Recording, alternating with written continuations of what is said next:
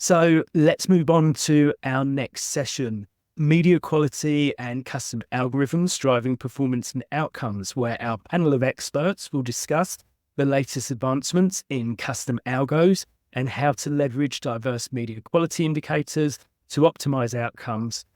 By examining case studies and sharing practical insights, we will see how incorporating these elements can lead to more effective and efficient advertising strategies. I'm pleased to introduce the moderator of this session, Simon Halstead, founder of Halstead Incubation Partners, a previous chair of Ieva Programmatic Trading Committee and previous moderator of the virtual Programmatic Day. So it's always lovely to have a kindred spirit involved in these events. Questions in the Q&A box, please. Simon, over to you to introduce your panelists.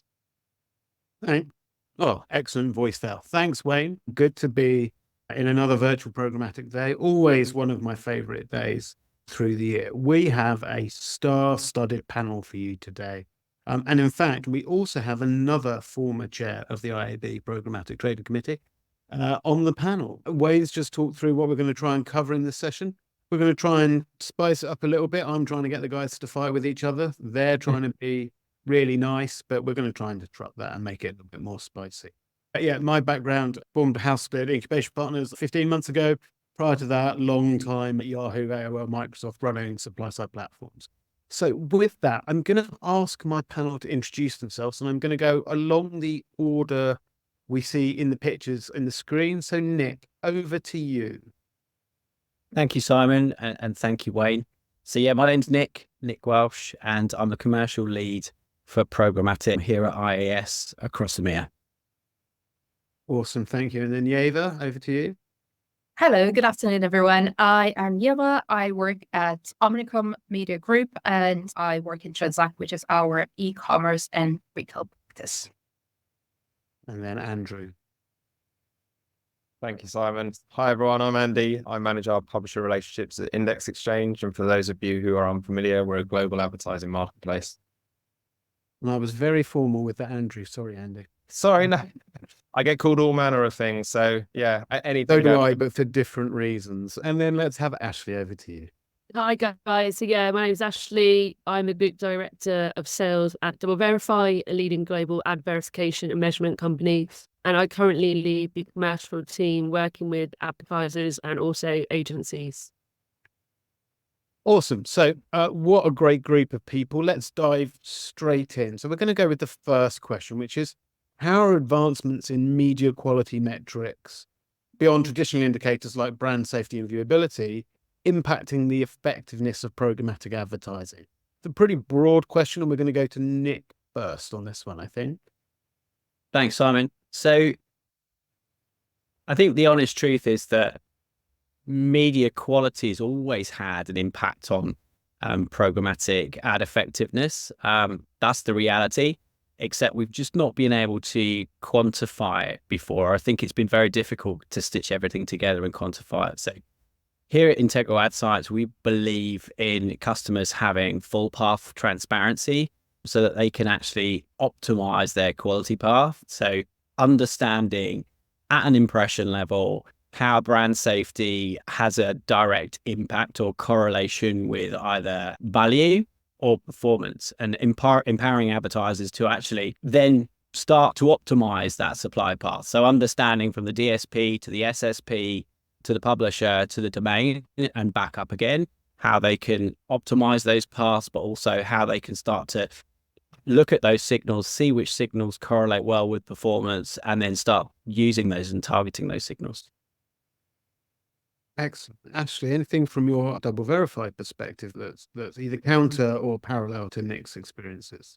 Yeah, definitely been parallel. Obviously, I think the way in which we measure quality, but also performance has definitely changed. So over the last 10 years, we've seen kind of advertisers focusing at the start on singular metrics such as clicks and viewability, which is great because it's something to focus towards, but it's really limited in how that actually correlates with brand outcomes. And so what we're seeing now is moving more away from singular metric view, but more of a holistic understanding of what is performance for advertisers. So it's been great to see the wave of attention, and we're working with lots of advertisers to firstly educate them. And I think the agencies have been doing a really good job in that. But also, I think we're really just at the start of it, especially when it comes to attention. I know there's a panel on it later. We're seeing a bit more of a tactical look at it rather than an always-on strategy. And I think at DoubleVerify, we have an attention methodology by collating all of our metrics together, and having that focus is really helping advertisers understand how the singular metrics kind of join together and correlate towards brand outcomes. Thank you, Ashley. And then, Ieva, from the supply side experience, what are you seeing that change in how you target, how you measure campaigns, or is it just evolution along? So absolutely. And I think it's a really fantastic and really interesting evolution we've been on for the last, 10 years or so. I think from the standards perspective, I'd like to start from the standards. Like it's a really welcome, it's a really positive impact, because the more information we can gather, the more transparent we can be with the client's impressions, and then client impressions translate into client's media investment. And then we can look at effectiveness and efficiency of our advertising. However, in reality, especially looking at more kind of performance-based campaigns, we are still looking at attribution models, which I know we're not really touching on here, but essentially at the end of the day, we're looking at kind of campaign performance, campaign KPIs, and then I would say logically thinking impression alongside relevant content, highly viewable, interactive, genuine audience should drive more effective and efficient incremental performance.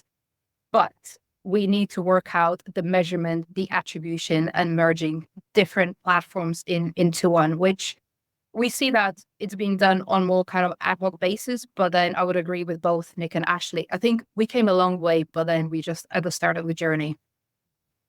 Yeah, that's great. And I think in our next question, we'll come on to that a little bit. And I'm definitely coming back to you with a fresh question you don't know about later now.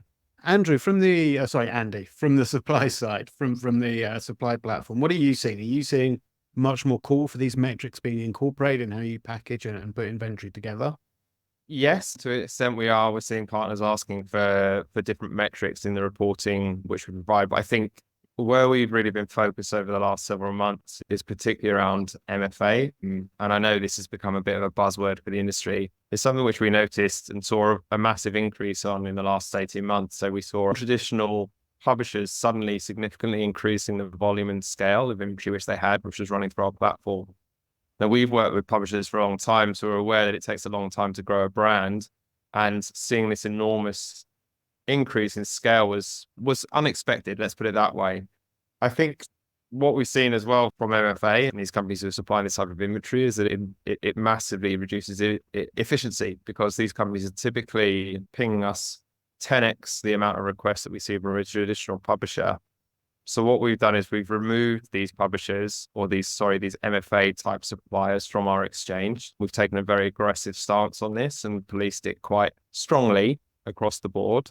And we've seen performance significantly improve for our traditional publishers because win rates are better by not having this dilutive inventory, which reduces CPMs and significantly increases scale from non-traditional publishers. It's driven significant performance improvements for those traditional publishers that we work with. Awesome. And that leads into the next question we were going to look at. In what ways can incorporating context or attention or made for advertising approaches factor into custom algorithms and how they enhance campaign performance and success metrics? I think, Ashley, from a prep call, I think you wanted to tee off here, and then maybe Andrew has a few counterpoints to come back with. Yeah, so I think we're definitely in the thick of AI era. It's not obviously something that's new. It's been around for a while, but I think the accessibility for not only consumers, but also brands to utilize that has really exploded, really. I think in terms of MFA and generative AI, that poses quite a big problem that you mentioned, Andy. DoubleVerify is constantly, as you are, everyone probably on the call is doing, trying to unpick these fraudsters and quite sophisticated fraudsters in creating these sites. And I think we've all been on MFA sites and actually thought, is this real or is it not? And I think that's the disruptive element of AI for our industry. But on the other side, in terms of how we can use predictive AI, especially DoubleVerify at the moment with the acquisition of Sybid, it's posed a huge opportunity for advertisers. And I think there's an area where we should be embracing this. It's not scary. I think some of the retailers have obviously used generative AI within their platforms. They know it works. They know it's super intelligent. It's a huge data processing opportunity. And I think just understanding that, taking the leap to doing that within their advertising strategy is something they should all be leaning towards to do. But yeah, I think with kind of predictive AI as well for advertisers, it actually helps us move away from bidding and media wastage across MFA sites as well. In terms of custom algorithms, it's a huge opportunity to allows advertisers to bring together all of their data set. Advertisers spend millions and millions of pounds on CRM data, ad serving data, their measurement companies' data, and they're all working in silos. So that poses a massive opportunity to create kind of mega data and using that for campaign performance. And once leveraging that test and learn approach, obviously, but yeah, could pose some really significant outcomes to media advertising. But also in doing that, there's less media wastage for them. And only with that, you'll get more investment within programmatic as well. I've seen a hands up from Nick, which makes me hope it's getting a little bit spicy. Let's see. Nick, over to you. Sorry, I wasn't sure if Andy wanted to take the follow-up question, but I just wanted to chime in very quickly and say, I think we need to be very careful when we're talking about becoming reliant on anything which might be conceived as opaque. I think what's really important is giving full transparency to the advertiser, as I said before, of their supply path.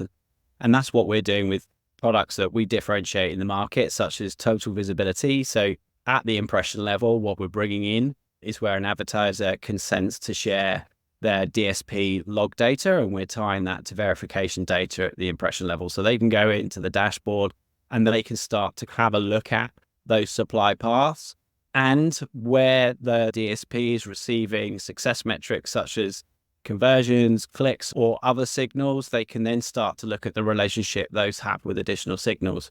We're certainly not down on custom algorithms. I want to make that clear, but at the same token, we want to be supportive of clients building out their own solutions in that area and giving them the data to make the decisions in their own custom algorithms. And I think it's really important, like when we're talking about artificial intelligence and when we're talking about machine learning, garbage in, garbage out. And that is really important. Like when you're looking at something which is 100% machine learned, if there's a mistake in the foundational data set, there's always going to be a mistake in the output. And I think it's really important that we go in with our eyes open to these kinds of solutions. I think the other thing that we want to be very clued up about, and again, I'm not being down on custom algorithms at all. As I say, we support this with clients, and actually we're helping clients by they're able to ingest our data into their own custom algorithms.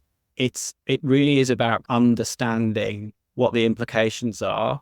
So for example, some agencies or some advertisers might not be comfortable giving read-write access to their platforms because of mistakes that might be made when it comes to bidding on campaigns. You don't want to risk your entire media campaign budget by handing those controls to a third party. Like I said, look, we're not down on it. I think custom algorithms, when they're employed in the right way with full transparency of those that are employing them and using them, they can be a good thing.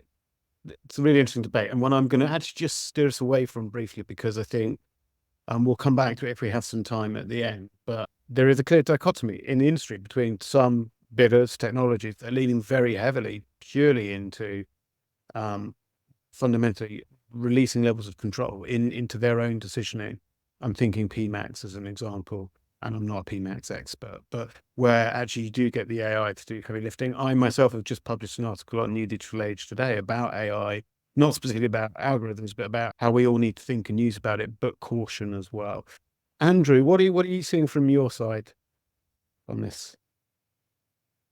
So I guess it's a two-pronged answer. So on the one hand, I do agree with Nick in that I think we perceive custom algorithms to be these benign computer codes or like long strings of computer code which can do certain things, but they are inherently subject to the biases of the people who are writing them. And that's something which we probably all need to be more fundamentally aware of. However, that's probably more of a personal point of view. If you're talking about more from the index perspective, I think we spend a lot of time policing our exchange and making sure that the signals which we're receiving from publishers are transparent and aligned with the type of industry definitions which are being supplied by the IAB amongst other partners. Sometimes what you can typically see is these signals can move into, let's say, a grey area in which sometimes there's been disrespect for their video placement signal. So we were very focused on ensuring the PLC MT signal, so this is the new definitions around video, was enforced thoroughly. And it led to some uncomfortable conversations with our publishers because they were not necessarily respecting that. So I guess where I'm trying to get to is, obviously, in terms of the communication of signals from our downstream partners then to our upstream partners, who would be DSPs, is we want to be transparent and clear and aligned with what IB definitions are. Obviously, with custom algorithms, there can be gamification of these metrics from different partners. I think that leads to risk because then you've got competing sort of solutions trying to for want of a better term, outgame each other.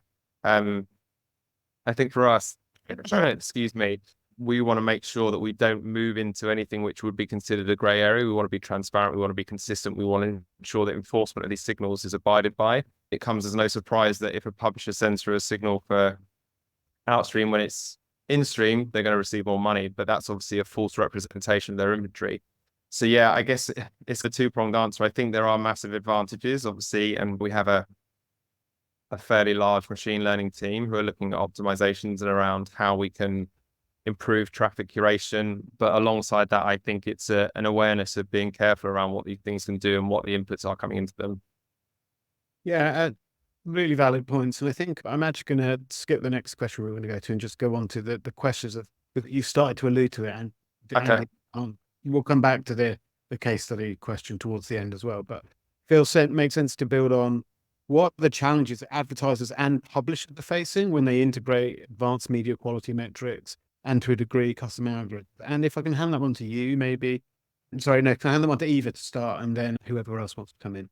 Thank you, Simon. And then really interesting points, Andy. I really liked how you bring out transparency, scale, and measurement. And I think that's absolutely the key. What we are trying to do here across the measurement partners, IAB, advertisers, and then all the tech partners. But then I'd like to take a little bit of a step back and then to bring the first thing then foremost that should be in our mind is our advertisers' business objective.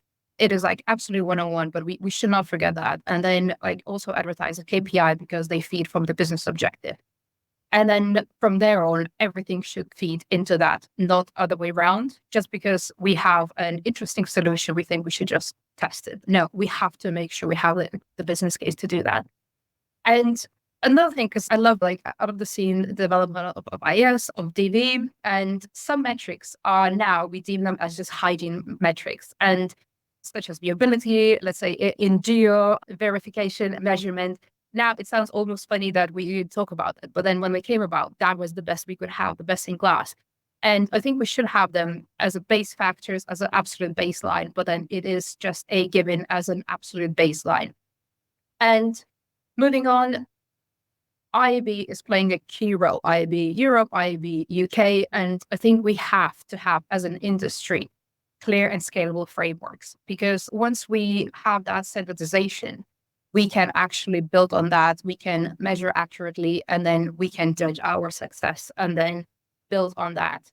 And then, as I said, like us as industry leaders here on the panel, and we are doing this, our organizations are doing it really well.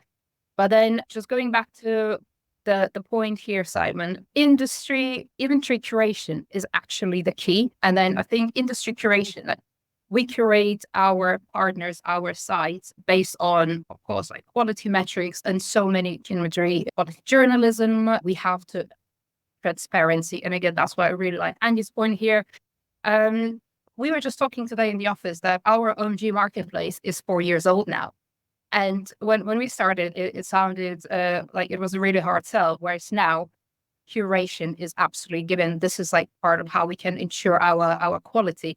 And just to bring a really good stat, there was one from earlier this year from ANA reports study showing that OMG was able to keep MFA delivery to less than 1% versus 15% average across other measured partners. Basically, the point is inventory quality and curation works. And we're going to talk a little bit more about curation in a sec as well. But Nick, I think you had some points you wanted to add about just the volume of signals.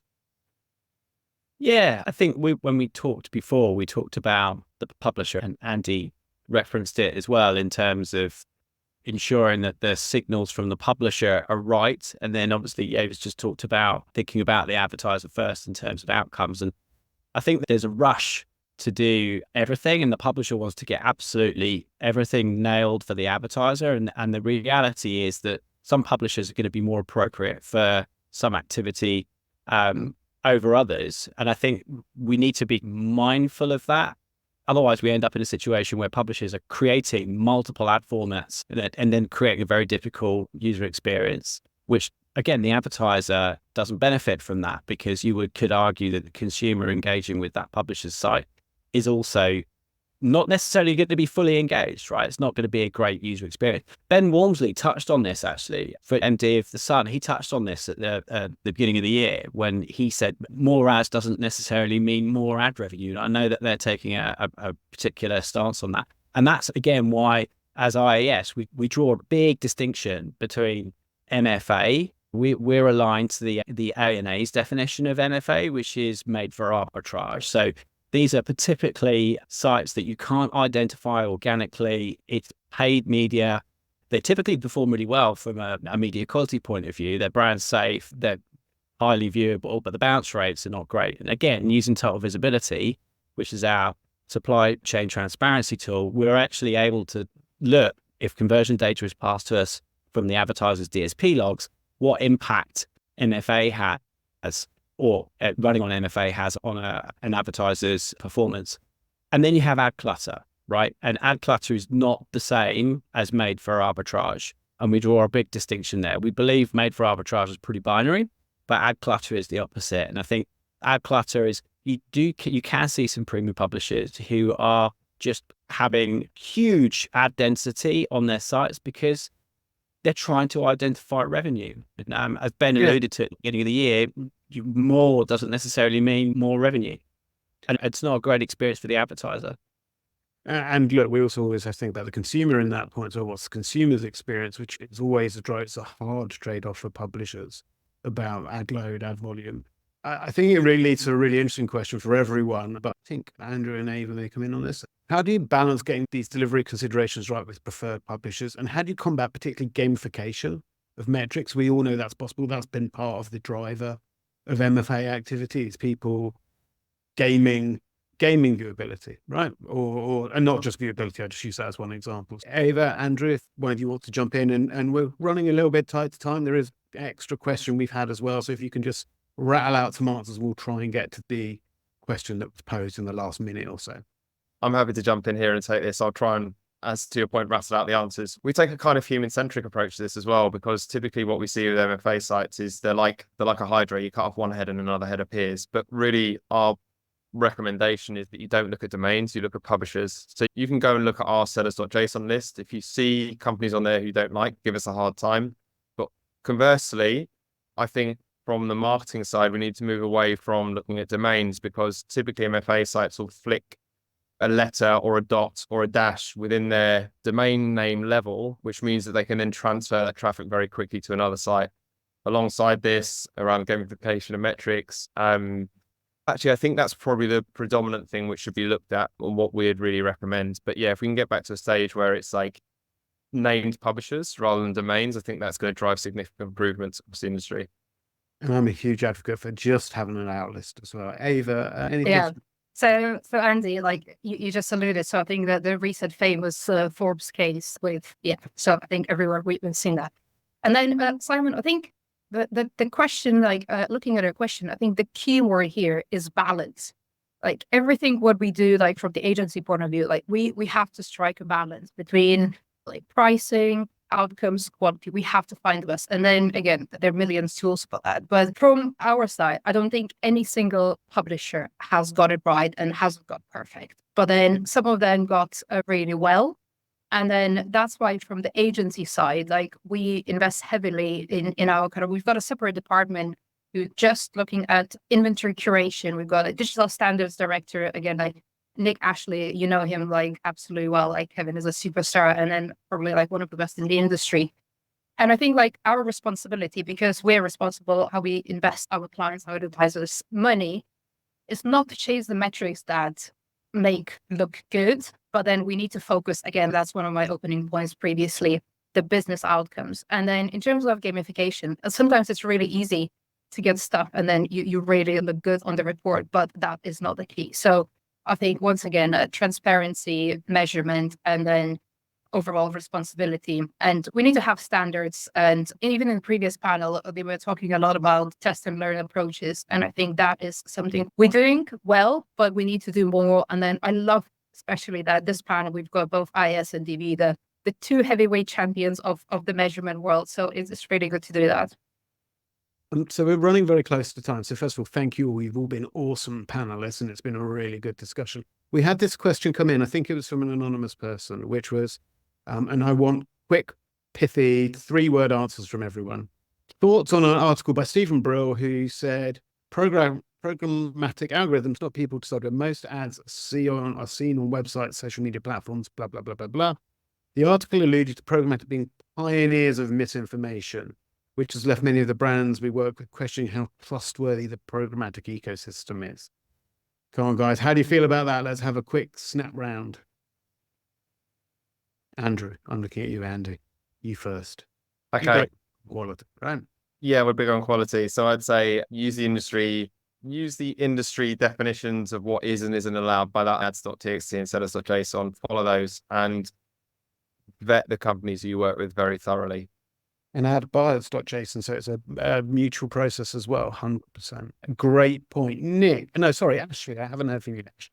Yeah, so yeah, just following on from Andrew, I think just make sure you work with the right programmatic partners. I think our industry is, the foundation of it is partnership. The closer you work with them, the more you understand, the better you'll feel when you're working with it and the more trust that you build.